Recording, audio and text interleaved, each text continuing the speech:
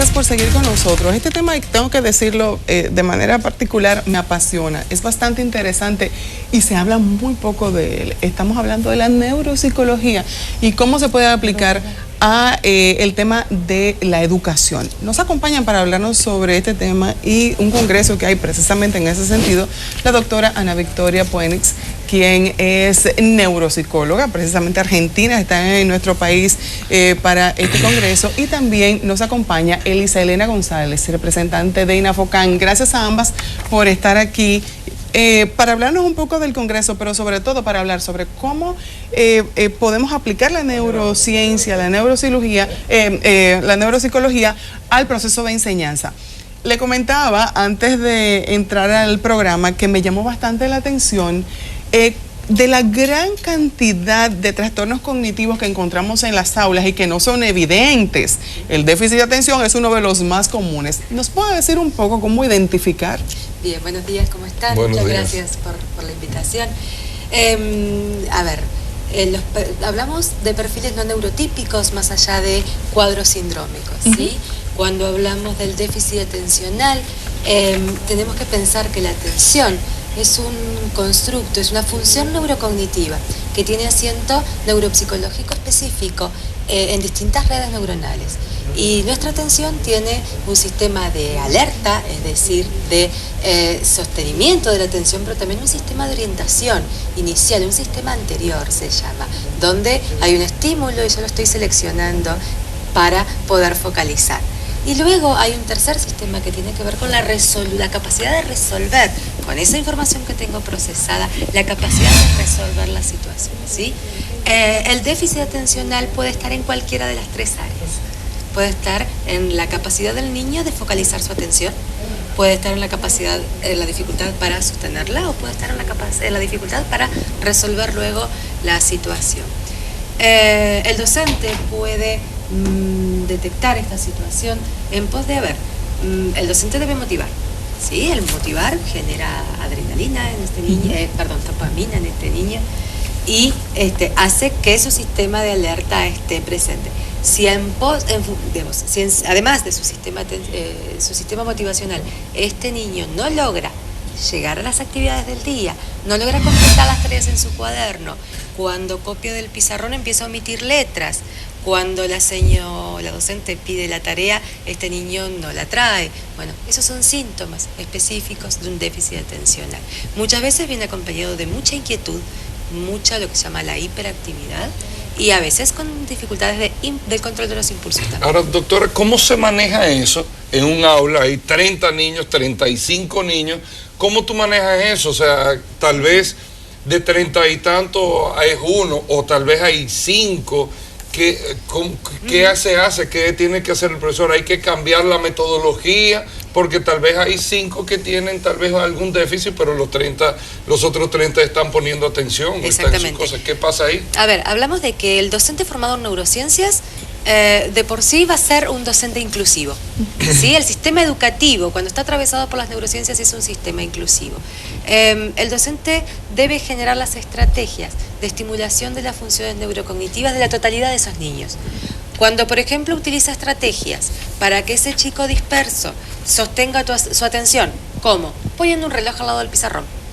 Sencillamente, en vez de decirle a los niños de un tercer grado, chicos, en 20 minutos yo borro el pizarrón. Los chicos no pueden procesar esa información del tiempo.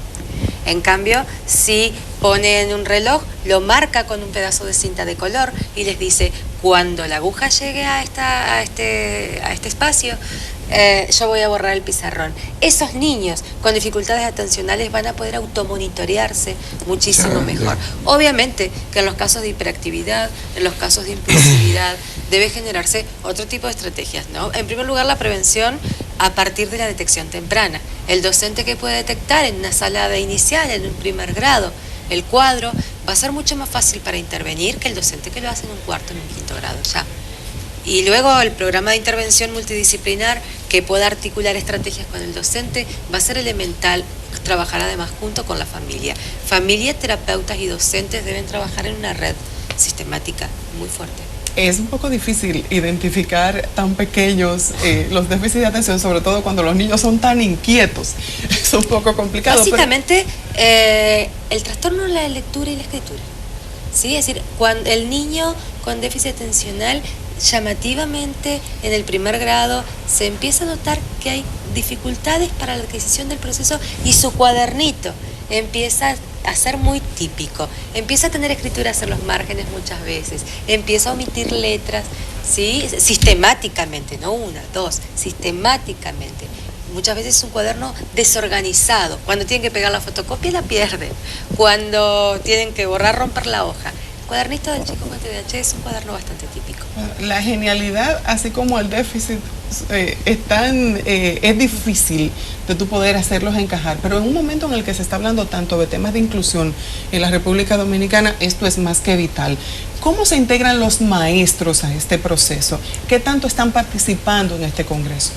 En este momento hoy cerramos el primer Congreso Dominicano de Neurociencias, pero desde el Ministerio de Educación, a través del INAFOCAN, que es el órgano responsable de la formación de los docentes, se está desarrollando sistemáticamente, como dice Ana Victoria, un diplomado sobre neuropedagogía, aplicada básicamente a lectoescritura y matemática, por ser los focos fundamentales de la política de atención a los primeros grados del país. Y hasta el momento llevamos 2.000 docentes formados, con la expectativa de continuar abriendo grupos de formación. Entonces, el Congreso es una respuesta a esa experiencia que se ha desarrollado y a ver cómo generar nuevos vínculos con otros profesionales del área que son expertos en la materia. ¿Cuántos maestros se proyectan que deben de o actualizarse o prepararse con estas herramientas? No, la aspiración es que llegue a todos los maestros del sistema educativo. Pero no solamente de matemáticas. No, a todos los docentes, tomando en consideración que el enfoque es lectoescritura y matemática, pero nuestros docentes hasta cuarto de primaria están trabajando integralmente, o sea que mi docente atiende todas las materias al interior de los primeros grados. Me gustaría saber también, perdón, Elisa, el tema de INAFOCAN. ¿Qué ustedes hacen? ¿Qué son todas las cosas que preparan para los docentes allá? El INAFOCAN es el Instituto Nacional de Formación y Capacitación del Magisterio, es el órgano del ministerio, la dependencia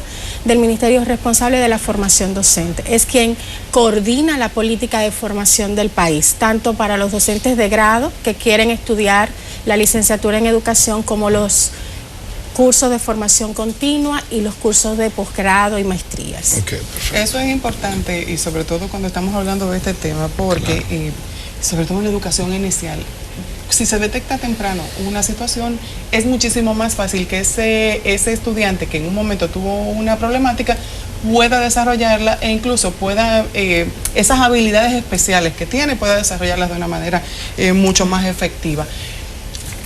Ustedes me dicen que tienen alrededor de 2.000 maestros que ya han sido capacitados. Sí. La idea es extenderlo mucho más. ¿Tienen un tiempo prudente para hacer un análisis de qué tan efectivos han sido esos cursos, esa educación continua que se le ha aplicado a esos docentes? ¿Hay alguna manera de medir cómo ha funcionado?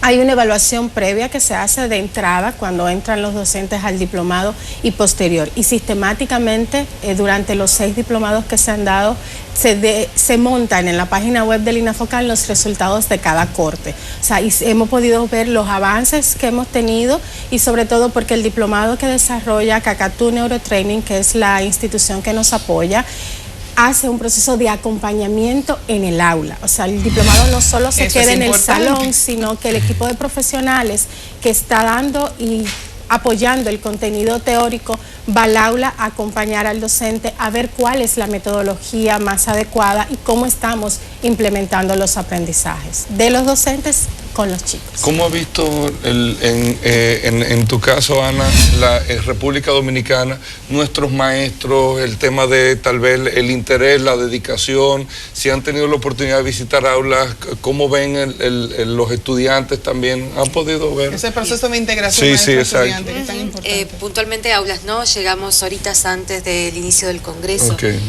Sí es real que hay doctores y tienen ustedes personal específico acá con mucha formación y que están desarrollando procesos de investigación de muy alta calidad. La doctora Gatro, por ejemplo, la doctora Dalul Ordey, están haciendo estudios respecto del estilo cognitivo del docente para colaborar en el proceso de informacional de sus alumnos, ¿sí? Lo que vimos en los docentes, en lo que pudimos estar conversando informalmente a lo largo de las distintas conferencias, es muchísimo interés, muchísimas ganas, muchísima empatía y ayer era impresionante cómo eran las 6:30 de la tarde. Veníamos de conferencias de las 8 de la mañana, yo particularmente tuve 3 conferencias, yo estaba agotada y ellos seguían atentos, en silencio, y no se iban, cuando en realidad fueron, no sé, a qué cantidad de conferencias habrán asistido ayer, era 1 por hora en simultáneo, y ellos estaban, y 6:30 y ahí seguían. La verdad es que es maravilloso, la verdad es que es maravilloso. ¿Cómo puede identificar, ya que pudo asistir algunas, puede hacer algún tipo de levantamiento, ese proceso estudiante-maestro en el aula, es el correcto? Y lo pregunto por lo siguiente, cada cierto tiempo el sistema se evalúa para saber si la forma en la que enseña a unos estudiantes que con el acceso a la información muchas veces tienen tanta información como el maestro, el proceso estudiante-maestro tiene que darse de una manera diferente. ¿Pudieron evaluar cómo se da ese proceso en la escuela, en las escuelas públicas para transmitir mejor el conocimiento? Y es más ahora enseñarle a los muchachos cómo manejar ese conocimiento y aplicarlo. Bien, por lo que estuvimos conversando y por lo que hemos leído de las investigaciones que surgen de las escuelas de ustedes, lo que pasa en las aulas dominicanas no es muy diferente a lo que pasa en el resto de Latinoamérica. El sistema educativo latinoamericano es bastante particular y viene bastante retrasado en general con respecto al abordaje de las nuevas tecnologías en las aulas, ¿sí? El docente le cuesta mucho incorporar las estrategias para poder acercarse al nivel de conocimiento de estos alumnos. Es muy difícil que un profesor deje el pizarrón y tome un PowerPoint, tome un proyector, tome un video de YouTube para generar estimulación, para generar motivación. Ayer hablábamos un poco sobre esto con ellos y ellos lo tomaban como bastante nuevo, pero con muchas ganas de incorporar estas nuevas herramientas, es decir, cómo potenciar las funciones cognitivas de sus niños a través de estrategias de motivación que básicamente ellos deben actualizarse, ¿sí? Pero para eso tenemos toda una generación que viene un poquito desfasada en relación a la tecnología, en relación a nuestros niños, ¿no? Que ya a los 2 años están manejando una tablet. Nosotros hemos tenido celular, todos. Ahora tenemos como un contraste de educación, o sea, estamos enseñando tal vez con una metodología o con unas herramientas que no son las reales, ya las de este tiempo. Exactamente, de hecho cuesta mucho, por ejemplo, en los trabajos de investigación en el secundario, que los docentes tengan estrategias, enseñen estrategias de búsqueda en internet. Aún se siguen buscando los libros y la verdad que el acceso del chico al libro ya está muy lejano. Y ya está, un libro hoy está desactualizado para pasado mañana. No quiero decir con esto que no hay que leer, pero quiero decir que también debemos formar a los chicos en la búsqueda de información en internet, ¿no? Es una herramienta maravillosa internet y los docentes deben saber utilizarla. Las estrategias que en internet hay para potenciar las funciones neurocognitivas de sus alumnos en el día a día, estrategias sencillas que pueden hacerse en 5 minutos por día, son muchísimas, pero deben saber usarla y encontrarla. Bueno. Eso es sumamente importante. ¿Se han creado algunas estrategias precisamente para ir poco a poco poniéndonos a tono? Sé que esta es una de ellas, pero ¿qué otras herramientas se hacen desde el INAFOCAM para que esto pueda ser efectivo y que podamos tener, qué sé yo, un tiempo de mediano, largo plazo? Pues sé que estas no son cosas de corto plazo, pero mediano, largo plazo, poder tener una educación que pueda ser de doble vía, de conocimiento compartido, que es lo que se estimula ahora. Sí, hay diferentes estrategias. Por ejemplo, en este momento INAFOCAM tiene una estrategia de formación focalizada al centro educativo, que es una estrategia donde se levanta el diagnóstico de cuáles son las necesidades docentes, cuáles son las carencias de aprendizaje de los niños, y a partir de estas 2 informaciones, de estos 2 estudios, hago un plan formativo adecuado a lo que está necesitando mi centro como docente o como equipo gestor dentro del centro para poder atender las demandas concretas de los estudiantes. Bueno. Esa es una, por ejemplo. Bueno, y así que ojalá se sigan dando todos Claro. esos pasos. También Así agradecemos muchísimo que hayan venido a compartir con nosotros estas noticias y saber que se están haciendo todas estas actualizaciones para los maestros. Hugo, quien no haya podido ir al Congreso, que entre a la página de Inafocan, www.inafocan.edu.do, o a la página del Ministerio. Todas las conferencias están grabadas y están Buenísimo. colgadas y van a estar ahí un buen tiempo. Qué bueno, qué bueno. Pues muchas gracias. Accederé a Bienvenidos a eso. República Todos, Dominicana. gracias.